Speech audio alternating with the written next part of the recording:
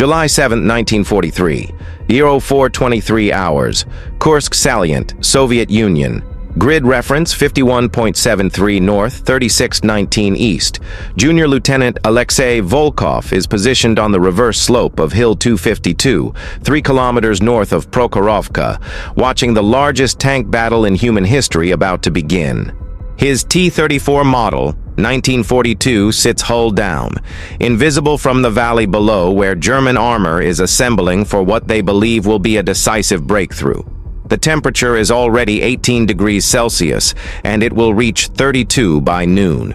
Volkov's positioning violates every doctrine the Red Army teaches. Forward defense, aggressive engagement, meeting the enemy advance with immediate counterattack. That's what the manual demands. That's what NKVD officers enforce. That's what gets commanders sent to penal battalions or worse when they deviate. But Volkov has calculated something his superiors refuse to accept. Fighting the Germans where they expect resistance is suicide. What happens in the next 14 hours will either validate tactical innovation born from desperation or end with Volkov facing a firing squad for cowardice and defeatism. But this is getting ahead of our story. Operation Citadel, Germany's summer offensive of 1943, represents the Wehrmacht's last major strategic initiative on the Eastern Front. The objective is the Kursk Salient, a Soviet-held bulge 600 kilometers wide and 200 kilometers deep protruding into German lines. Hitler commits 900,000 men, 2,700 tanks, and 2,000 aircraft. The plan is classical pincer movement. Attack from north and south simultaneously, encircle Soviet forces, destroy them, and regain initiative lost at Stalingrad. The Northern Attack Group includes 6 Panzer divisions with Tiger and Panther tanks mounting 88mm guns capable of destroying any Soviet tank at 2,000 meters. The Southern Attack Group fields 4 SS Panzer divisions, the elite of German armored forces. Soviet intelligence knows the attack is coming.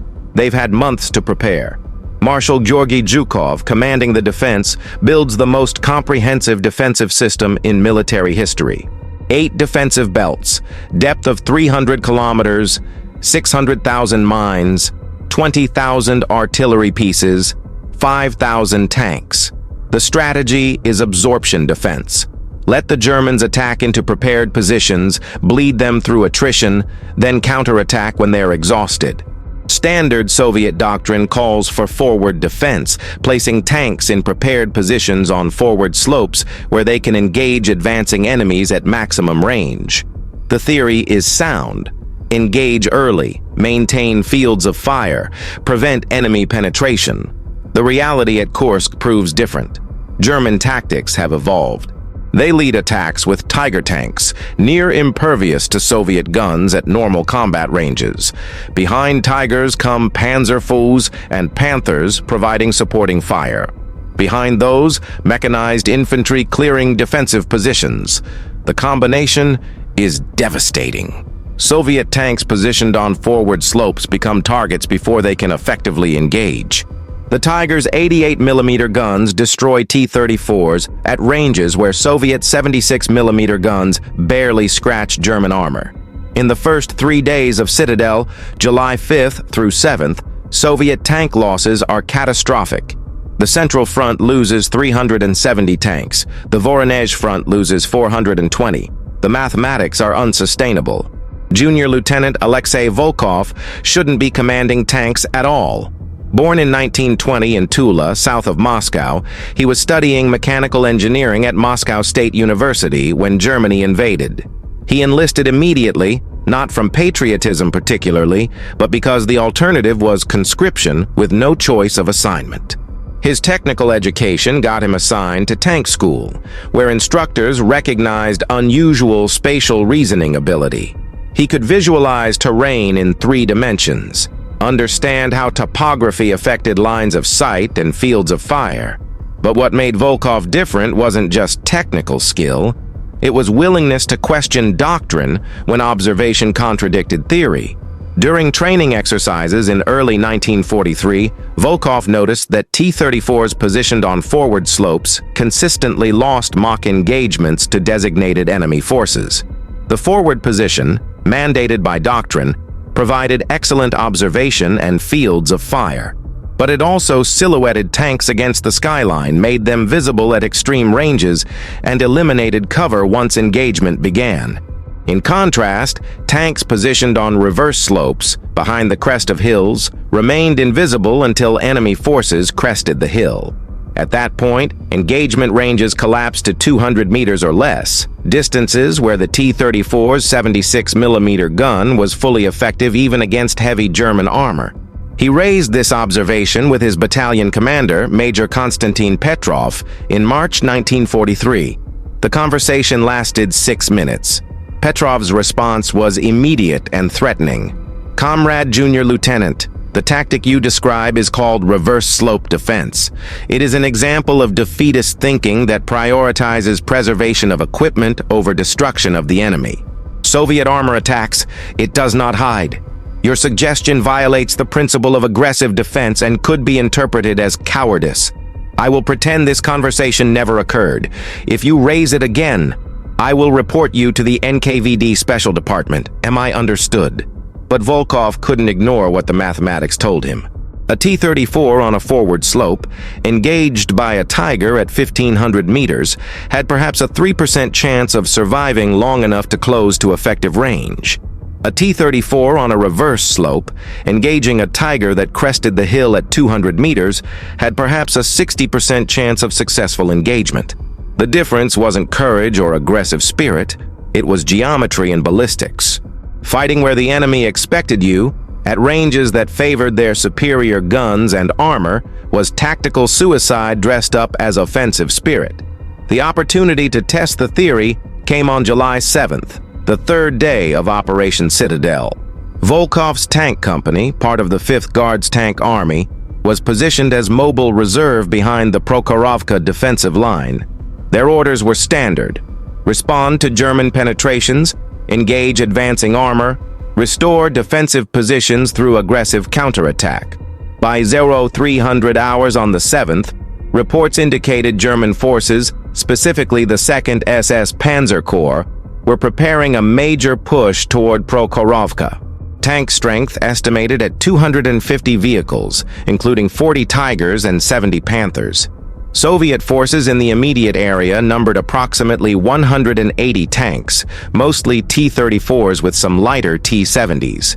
The battalion commander, Major Petrov, received orders at 3:40 to position the company for forward defense on a ridgeline designated Hill 243, directly in the path of the anticipated German advance. Forward slope positions, maximum observation, engage at extreme range. Standard doctrine. Volkov's company, 12 T-34s, would occupy the northern section of the line. Petrov made the tactical plan explicit during the briefing. "We hold this position. We do not retreat. We engage German armor as it advances across the valley. Estimated contact at 0600 hours. The fascists will break themselves against our defense." Volkov understood the tactical situation immediately. Hill 243 had excellent fields of fire across 3 kilometers of valley. But it also meant his T-34s would be visible to German armor at maximum range, exactly where Tiger and Panther guns were most effective. His tanks would be destroyed before they could meaningfully contribute to the defense. The doctrine demanded sacrifice, but sacrifice without tactical purpose was waste. He made a decision that violated every regulation and risked execution for cowardice and defeatism. At 0420 hours, instead of positioning his company on the forward slope of Hill 243 as ordered, he positioned them on the reverse slope of Hill 252, 300 meters behind and north of the designated position. The reverse slope position meant his tanks were invisible from the valley. German forces would see Hill 243's forward slope, see it apparently undefended, and assume the Soviets had either withdrawn or were positioned further back. The Germans would advance, expecting minimal resistance until they reached the ridgeline. When they crested Hill 243, Volkov's tanks on Hill 252's reverse slope would have direct line of sight at ranges under 300 meters, where T-34 guns were fully effective. The tactical benefit was clear to Volkov. The risk was equally clear. He was directly disobeying orders. If his positioning was discovered before combat, or if the Germans didn't advance as anticipated, or if the battle went badly for any reason, he would face immediate charges of cowardice and defeatism. The NKVD didn't require proof of intent. Deviation from orders during combat was sufficient for summary execution. Volkov didn't inform Major Petrov of his positioning change. He couldn't. Petrov would have ordered him to correct position immediately, and refusal would trigger arrest. Instead, Volkov positioned his company, maintained radio silence, and waited. German forces began their advance at 0547 hours. The attack formation was textbook. Tigers in the lead, spaced 200 meters apart, advancing at 10 kilometers per hour. Panthers and Panzers following in echelon, 200 meters behind the Tiger line. Mechanized infantry in half-tracks trailing the armor. The formation crossed the valley toward Hill 243, expecting to engage Soviet positions on the forward slope at 1,200 to 1,500 meters. What they found was empty terrain. No Soviet tanks visible, no anti-tank guns, no prepared positions. For German commanders, this suggested two possibilities. Either Soviet forces had withdrawn, or they were positioned on the reverse slope of Hill 243, waiting for the Germans to crest the ridge. German doctrine for the latter situation was cautious advance. Send reconnaissance, probe for defensive positions, call artillery if resistance encountered. But the German timetable was tight. 3 days into Citadel, they were behind schedule and under pressure from high command to achieve breakthrough. The local commander made an aggressive decision. Maintain advance speed, crest the ridge with full force, overwhelm any defenders on the reverse slope with concentrated firepower. The Tigers increased speed to 15 kilometers per hour and drove directly toward the crest of Hill 243. At 0604 hours, the lead Tiger crested Hill 243. Its commander expected to find Soviet tanks on the reverse slope immediately below. What he found was empty ground sloping down 300 meters to a secondary ridgeline, Hill 252. On that ridgeline, 12 T-34s sat hull down in prepared positions, guns trained on the crest of Hill 243. The Tiger commander had approximately 4 seconds to process this unexpected tactical situation before Volkov's company opened fire. The engagement range was 270 meters. At that distance, the T-34's 76mm gun-firing armor-piercing rounds could penetrate the side and rear armor of any German tank, including Tigers. The frontal armor remained problematic, but the geometry of the engagement favored the Soviets. German tanks were silhouetted against the skyline, cresting the hill, presenting side and turret profiles. Volkov's tanks were hull down, concealed, presenting minimal target profiles. The first volley, 12 guns firing within 2 seconds of each other, destroyed or disabled 6 German tanks. 3 Tigers hit in turret rings, 2 Panthers hit in engine compartments, 1 Panzer IV brewing up with catastrophic ammunition fire. The German response was immediate but disorganized. Tanks on the crest of Hill 243 attempted to engage targets on Hill 252, but the tactical geometry was unfavorable. They were exposed on a skyline, unable to reverse quickly down the slope they'd just climbed, while Soviet tanks were concealed and prepared. The Tigers' excellent guns and armor provided no advantage at 270 meters against concealed targets. German tanks that attempted to advance down the forward slope of Hill 243 toward Hill 252 presented perfect side profiles to Volkov's gunners. Those that attempted to reverse back over the crest were destroyed from behind as they withdrew. The engagement lasted 18 minutes. Volkov's company fired 97 main gun rounds. Destroyed or disabled 23 German tanks, including 7 Tigers and 11 Panthers. Lost 2 T-34s to return fire, both recoverable with minor damage. The tactical mathematics were overwhelming. In 18 minutes, using terrain and geometry instead of frontal assault, 12 Soviet tanks had neutralized a German armored formation that should have destroyed them with minimal effort at standard engagement ranges. The immediate problem was command response. Major Petrov, positioned on Hill 243 with the rest of the battalion, had expected to engage German armor on the valley floor. Instead, the Germans were engaged and destroyed by a company that wasn't where it was supposed to be. Petrov's radio transmission at 06225 hours was predictable. Volkov, explain your position. You were ordered to Hill 243 forward slope. You are on Hill 252. You have violated direct orders. Report immediately for disciplinary action. Volkov's response at 0627 was factual and carefully worded. Comrade Major, my company engaged and destroyed 23 German tanks at ranges under 300 meters using reverse slope defense. We lost 2 tanks, both repairable. Had we been on Hill 243 forward slope as ordered, we would have been engaged by Tigers at 1,500 meters and destroyed before contributing meaningfully to the defense. Request permission to maintain current position and repeat tactic against next German assault wave. The command circuit went silent for 47 seconds. Then a new voice. Regimental Commander Colonel Dmitry Sokolov. All stations, cease radio traffic. Volkov, maintain position. Petrov, position your remaining tanks in reverse slope defense matching Volkov's deployment. We're reversing tactical doctrine effective immediately. NKVD liaison officers are to observe but not interfere with tactical decisions until this engagement concludes. All units will employ reverse slope defense against German armor advances. Sokolov out. The decision was extraordinary. A regimental commander, in the middle of the largest tank battle in history, was abandoning established doctrine based on one junior lieutenant's unauthorized tactic. The risk to Sokolov's career was immense. If the tactic failed, if the battle went badly, the NKVD would investigate everyone involved. Cowardice and defeatism charges would follow. But Sokolov had seen the results. 23 German tanks destroyed in 18 minutes with minimal friendly losses. The mathematics were undeniable. The second German assault came at 0710 hours. This time, German commanders were cautious. They'd lost a significant portion of their Tiger and Panther strength to an unexpected reverse slope defense. They adjusted tactics accordingly. Artillery barrage on suspected Soviet positions, probing attacks by smaller formations, careful reconnaissance before committing main forces. But the reverse slope defense negated much of this caution.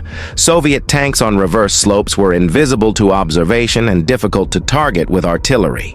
Probing attacks encountered devastating close-range fire when they crested ridge lines. The Germans were forced to advance blind into engagement ranges that favored Soviet guns.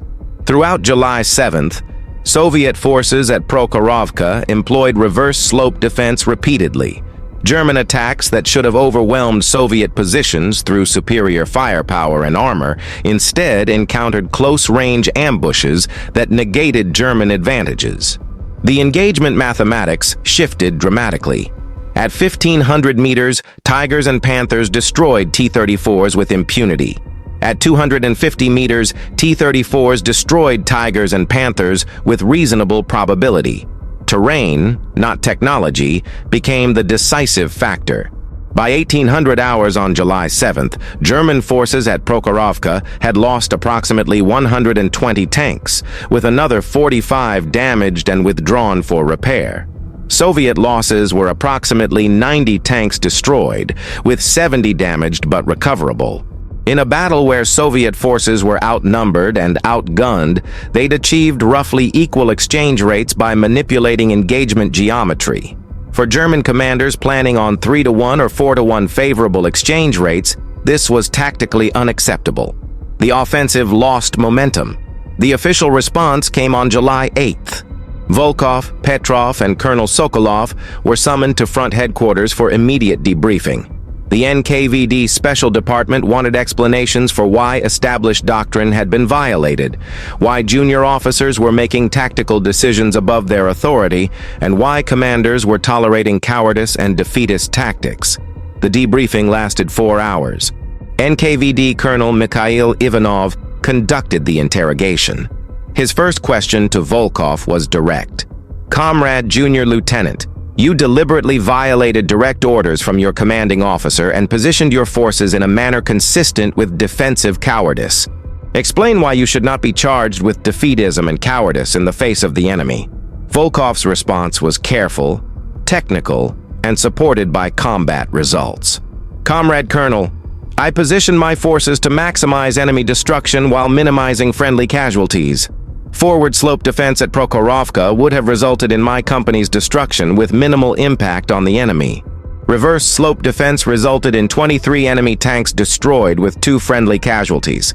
The purpose of defense is destroying enemy forces, not sacrificing our own for appearance of aggressiveness. I chose the tactic most likely to achieve that purpose. Ivanov's follow-up was predictable. Soviet doctrine emphasizes aggressive defense and meeting enemy advances with immediate counterattack. Your tactic prioritizes preservation of equipment over destruction of the enemy. This is the definition of defeatism. Volkov didn't argue ideology. He presented mathematics. Comrade Colonel, my tactic destroyed 23 enemy tanks. Forward slope defense, as employed by other companies in my battalion on July 7th, resulted in their destruction with minimal enemy casualties. Which approach better serves the Soviet Union? Tactics that destroy enemies, or tactics that sacrifice our forces while achieving nothing? The debriefing shifted when Colonel Sokolov presented operational results from July 7th. Total German tank losses at Prokhorovka: 120 destroyed. Soviet tank losses, 90 destroyed. Nearly 1-to-1 exchange ratio in a battle where Soviets were outnumbered and outgunned. Units employing reverse slope defense. Average exchange ratio of 1.3 Soviet tanks lost per German tank destroyed. Units employing forward slope defense. Average exchange ratio of 3.7 Soviet tanks lost per German tank destroyed. The statistics were clear. Reverse slope defense was tactically superior under Prokhorovka conditions. The NKVD investigation concluded on July 12th with findings that carefully balanced ideological requirements against tactical reality. Volkov received an official reprimand for violating orders, noting that individual initiative, while occasionally productive, cannot be permitted to override command authority. However, the reprimand also noted that his tactical innovation had achieved exceptional results and demonstrated valuable initiative in extreme circumstances. No charges of cowardice or defeatism were filed. Colonel Sokolov received similar treatment. Reprimanded for tolerating violation of orders, commended for tactical flexibility in recognizing effective innovation. More significantly, the Red Army's tank warfare doctrine began incorporating reverse slope defense as a legitimate tactic under specific conditions. The doctrinal change came slowly and with ideological framing that preserved the primacy of aggressive offensive spirit, while acknowledging that terrain could be used to enhance defensive effectiveness. By August 1943, training manuals included sections on reverse slope defense, though carefully worded to emphasize it was one tool among many, not a replacement for aggressive forward defense. The impact at Kursk was measurable, but difficult to isolate from other factors. The Battle of Kursk lasted until August 23rd, with the decisive engagement at Prokhorovka occurring July 12th. German forces ultimately withdrew without achieving breakthrough, marking the last major German strategic offensive on the Eastern Front. Soviet forces at Kursk destroyed or disabled approximately 1,500 German tanks and assault guns. Approximately 30% of German tank losses occurred in engagements where Soviet forces employed reverse slope defense tactics derived from Volkov's July 7th action. Statistical analysis conducted after the war by Soviet military historians estimated that reverse slope defense, when employed under appropriate terrain conditions, improved Soviet tank survival rates by approximately 42% while maintaining or slightly improving enemy destruction rates. The tactic's effectiveness depended heavily on terrain, available preparation time, and enemy tactics. It wasn't universally applicable, but in defensive situations against technologically superior armor, it provided Soviet commanders with a tool that partially negated German advantages in gun range and armor protection. Alexei Volkov remained a tank commander through the remainder of the war. He participated in the subsequent Soviet offensives through Ukraine, Poland, and into Germany. Promoted to captain by war's end, He commanded a tank battalion during the Battle of Berlin in April 1945. His combat record showed participation in 23 major engagements, command of units that destroyed over 60 German tanks, personal survival of 5 tank losses where his crew successfully bailed out. He received the Order of the Red Banner twice and the Order of Alexander Nevsky once, standard decorations for successful tank commanders, but not the highest honors reserved for exceptional heroism. After the war, Volkov returned to Moscow State University, completed his interrupted mechanical engineering degree, and spent 30 years designing agricultural machinery at a state collective equipment factory. He never wrote about his military service, never gave interviews, never discussed the reverse slope defense tactic that had propagated through Soviet armor doctrine. When Western military historians studying Kursk interviewed Soviet veterans in the 1970s and 1980s, Volkov declined all requests. His position, expressed in a brief written statement in 1979, was that he'd done his duty as required, the war was over, and discussing tactical details served no useful purpose. He passed away in 1991 at age 71, 3 months before the Soviet Union dissolved. His obituary in Pravda mentioned his wartime service in one sentence. It didn't mention that his violation of orders on July 7, 1943, had introduced a tactical innovation that improved Soviet tank warfare effectiveness and contributed to halting the last major German offensive on the Eastern Front. It didn't mention that he'd risked execution for cowardice to implement a tactic that mathematical analysis and combat experience showed was superior to established doctrine. Modern armor warfare doctrine in every major military incorporates reverse slope defense as standard tactics. Taught at the United States Army Armor School at Fort Benning, the British Army's Armored Trials and Development Unit, the Russian Ground Forces Academy. The principle is fundamental.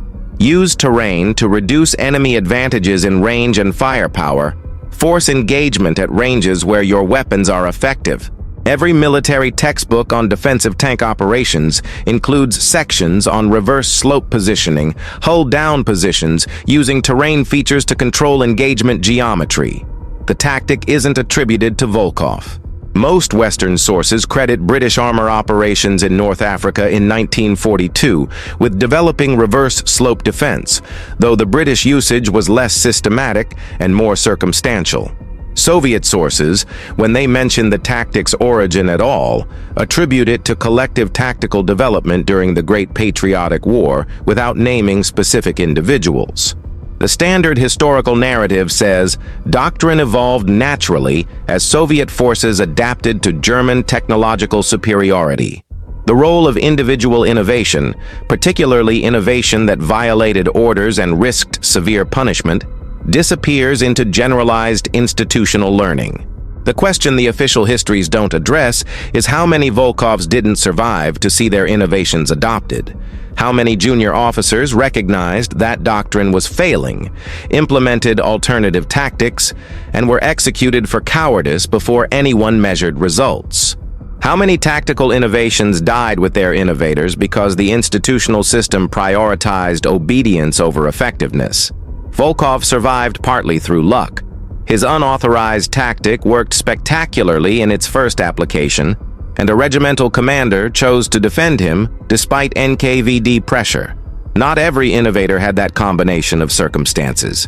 Military historians studying innovation in rigid hierarchical systems note that successful tactical innovation usually requires 3 elements: an individual willing to violate doctrine when observation contradicts theory, immediate demonstrable success that makes the innovation difficult to suppress, and a command structure with enough flexibility to recognize and adopt effective innovation, despite ideological or procedural objections. At Kursk, on July 7, 1943, all 3 elements aligned. Junior Lieutenant Volkov violated doctrine because mathematical analysis told him forward slope defense was suicide. His tactic achieved immediate spectacular success. Colonel Sokolov recognized the results and implemented the innovation despite significant career risk. That alignment was rare. Most tactical innovation in World War II occurred incrementally through trial and error across many units. with successful practices gradually propagating, while unsuccessful practices led to unit destruction. Occasionally, circumstances created opportunities for individuals to force rapid innovation through deliberate violation of doctrine. Volkov's case represents one such opportunity. The combination of desperate tactical situation, demonstrable mathematical superiority of alternative tactics, and immediate measurable success created conditions where innovation could survive and propagate despite institutional resistance. July 7th, 1943. 12 tanks positioned where they shouldn't be. A junior lieutenant facing possible execution for cowardice. A tactic that violated doctrine but matched terrain, ballistics, and tactical geometry. 23 German tanks destroyed, an operational pattern that propagated through Soviet armor forces and contributed to halting German offensive operations at Kursk. The official history credits institutional adaptation and collective tactical development. The reality was one person doing mathematics, questioning doctrine, and accepting severe personal risk to implement what analysis showed would work better than what regulations demanded. That's not in the approved narratives. It never will be. But it happened.